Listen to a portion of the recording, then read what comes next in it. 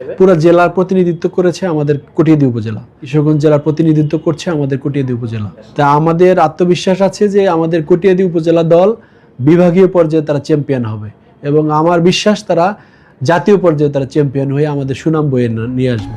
যে 52তম গ্রীষ্মকালীন ফুটবল ক্রীড়া প্রতিযোগিতায় আমাদের কটিয়াদী উপজেলা আমাদের কিশোরগঞ্জ জেলার মধ্যে চ্যাম্পিয়ন হয়েছে।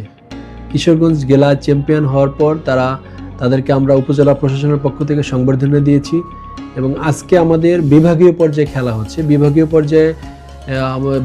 পর্যায়ে এবং আঞ্চলিক পর্যায়ে যেটাকে ময়মনসিংহ বিভাগের সাথে আমাদের খেলা হচ্ছে, সেখানেও আমাদের কটিয়াদী উপজেলা 6-0 গোলে এগিয়ে আছে, এবং 6-0 গোলে এগিয়ে থেকে তারা বিভাগীয় পর্যায়েও তারা চ্যাম্পিয়ন হওয়ার পথে আছে। তা আমি আমাদের কটিয়াদী উপজেলার যারা শিক্ষার্থীবৃন্দ আজকে খেলোয়াড় হিসেবে সেখানে ময়মনসিংহ অঞ্চলে খেলতে গিয়েছে, তাদেরকে আমি আমার উপজেলা প্রশাসনের পক্ষ থেকে আন্তরিক ধন্যবাদ এবং অভিনন্দন জানাচ্ছি।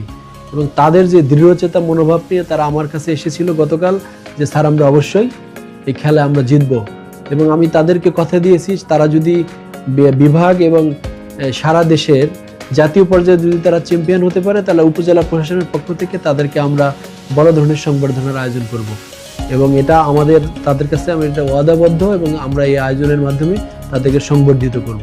তা আমি উপজেলা প্রশাসনের পক্ষ থেকে আমাদের কটিয়াদী উপজেলা দলকে শুভেচ্ছা এবং অভিনন্দন জানাচ্ছি।